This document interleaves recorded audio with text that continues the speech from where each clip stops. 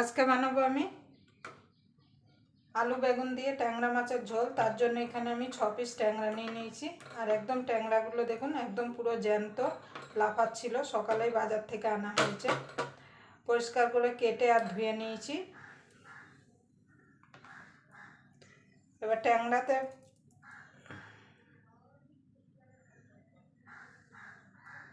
নুন হলুদটা ট্যাংরা মাছে মাখিয়ে নেব।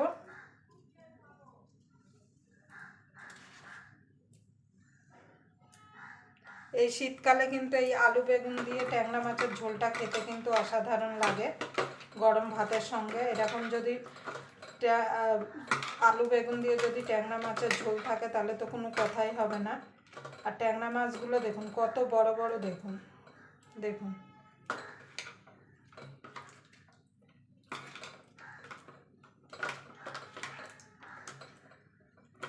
এরকম পাতলা ট্যাংরা মাছের ঝোল আর গরম ধোয়া ওটা ভাত হলে দুপুরের খাওয়াটা পুরো জমে যাবে।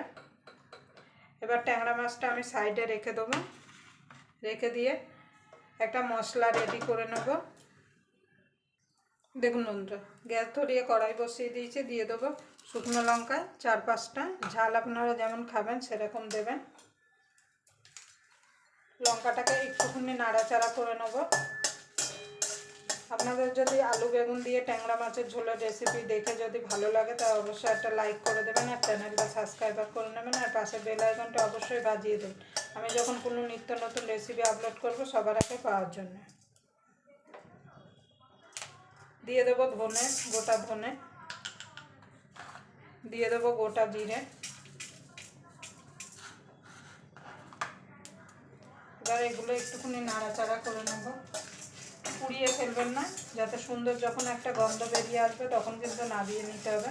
পুড়িয়ে ফেললে কিন্তু মাছের ঝোলটা একদম খেতে ভালো লাগবে না, নষ্ট হয়ে যাবে। এই ভাজা মশলাটা যখন মাছের ঝোলে পড়বে মাছের ঝোলে কিন্তু স্বাদটাই কিন্তু বেড়ে যাবে। দেখুন বন্ধু, মশলাটা ভাজা হয়ে গেছে, মশলাটা নামিয়ে নেব। আমি এই কড়াইতে রান্নাটা করব, তার জন্য তেল দিয়ে দেবো কড়াইতে মাছ ভাজার জন্য। খুব বেশি তেল দেবো না, অল্প তেলেই আমি রান্নাটা করব। এবার তেলটা গরম হওয়া পর্যন্ত অপেক্ষা করব।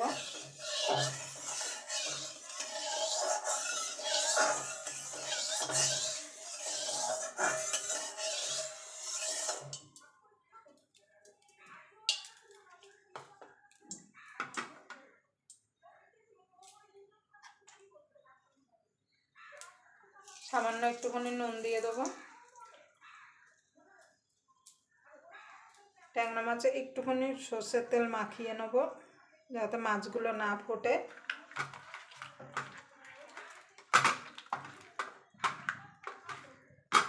এবার ট্যাংরা মাছগুলো ভেজে নেব। আমি দুবারে ভাজবো।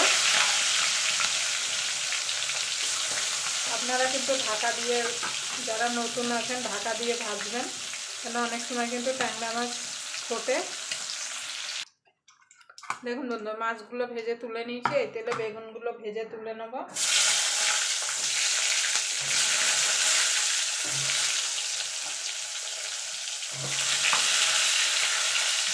এখানে দিয়ে দেবো নুন, সামান্য একটুখানি হলুদ গুঁড়ো দিয়ে একটু পিট করে ভেজে তুলে নেব।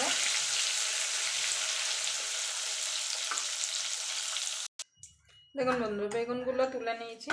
আমি এই বাকি তেলে রান্নাটা করব, তার জন্য ফোড়নে দিয়ে দেবো একটা তেজপাতা,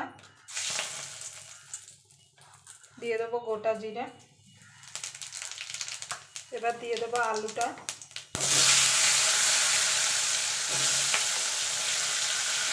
আলুটাকে একটু লাল লাল করে ভেজে নেব।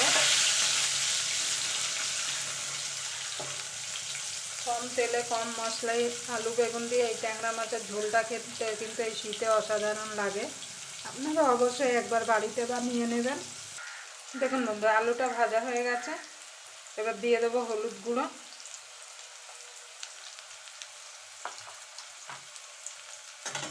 একটু নেড়ে নেবো আলুর সঙ্গে। এবার দিয়ে দেবো জল। এখানে একটু জলটা বেশি দিতে হবে, যেহেতু বেগুন আছে, আর একটু পাতলা ঝোল হবে। দেখুন বন্ধুরা, ঝোল দিয়ে দিয়েছি। এবার দিয়ে দেবো স্বাদ মতো নুন। এবার ঢাকা দিয়ে ফুটতে দেবো।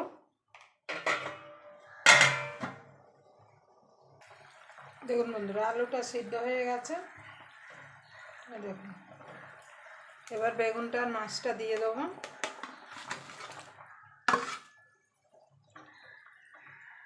দিয়ে এটা মিনিট খানেক একটু ফুটিয়ে নেব।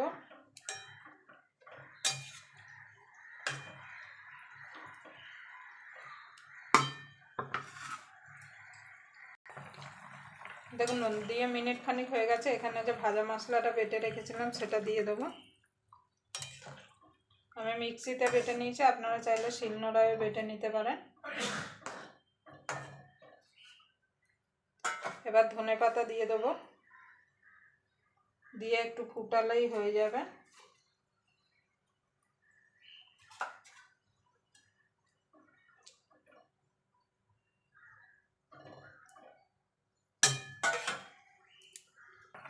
দেখুন বন্ধু, মাছের ঝোলটা হয়ে গেছে। এবার আমি নামিয়ে দেবো।